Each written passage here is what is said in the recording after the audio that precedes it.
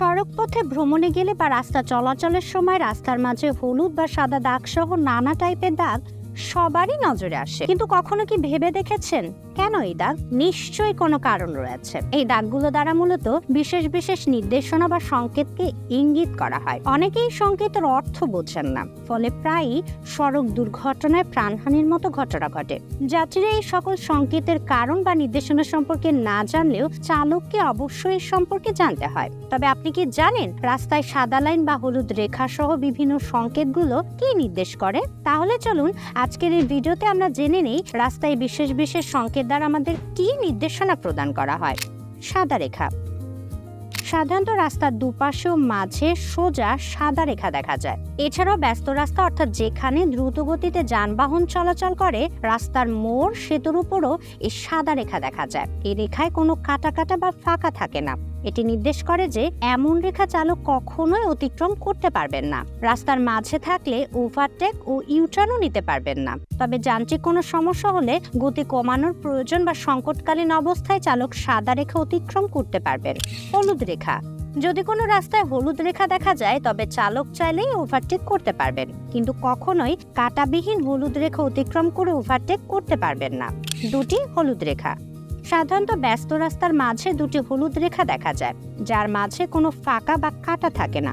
এমন অবস্থায় সেখানে কোনো ক্রমে ওভারটেক করা যাবে না। তবে কাটা হলুদ রেখা দেখা গেলে চালক চাইলেই সহজে ওভারটেক করতে পারবেন। ভাঙা বা কাটা সাদা রেখা। রাস্তায় সাধারণত দুই ধরনের সাদা রেখা দেখা যায়। এগুলোর মধ্যে এক ধরনের সাদা রেখা কাটা কাটা বা ভাঙা থাকে। এই ধরনের রেখা নির্দেশ করে যে চালক চাইলেই লেন পরিবর্তন করতে পারবেন। এছাড়াও ওভারটেক ও ইউটার্নও নিতে পারবেন। তবে এসব ক্ষেত্রে রাস্তা ফাঁকা বা নিরাপদ আছে কিনা তা লক্ষ্য করতে হবে। লেন পরিবর্তন করার সময় অবশ্যই টার্নিং লাইট জ্বালিয়ে পেছনের যানবাহনকে সংকেত দিতে হবে। হলুদ ও কাটা হলুদ রেখা একত্রে। অনেক সময় রাস্তায় হলুদ রেখার সাথে ফাঁকা বা কাটা কাটা হলুদ রেখার দেখা মিলতে পারে। এক্ষেত্রে গাড়ি চালক যদি কাটা রেখার লেন দিয়ে গাড়ি চালান তাহলে তিনি ওভারটেক করতে পারবেন। অপরদিকে কাটাবিহীন রেখার লেনে যিনি থাকবেন তিনি ওভারটেক করতে পারবেন না। Zebra crossing. রাস্তায় পথচারীদের পারাপারের জন্য যে সাদা কালো ডোরাকাটা রেখা দেখা যায় তা হচ্ছে জেব্রা ক্রসিং। জেব্রা ক্রসিং এ পা না রাখা পর্যন্ত চালক তার গাড়ির গতি কমাতে বাধ্য নন। পথচারী পা রাখার পর চালক গাড়ির গতি কমিয়ে পথচারীকে পারাপারের সুযোগ দিবেন। এজন্য গাড়ির গতি প্রকৃতি বুঝে পথচারী জেব্রা ক্রসিং এ পা রেখে আগন্তুক গাড়িকে সংকেত দেন। Speed breaker. সাধারণত রাস্তায় বিভিন্ন ধরনের স্পিড ব্রেকার দেখা যায়। ব্যস্ত জায়গায় যেমন বাজার, স্কুল, কলেজ বা কোনো প্রতিষ্ঠানের কাছে বা অতিরিক্ত গাড়ি পার্কিং এলাকায় স্পিড ব্রেকার দেওয়া থাকে।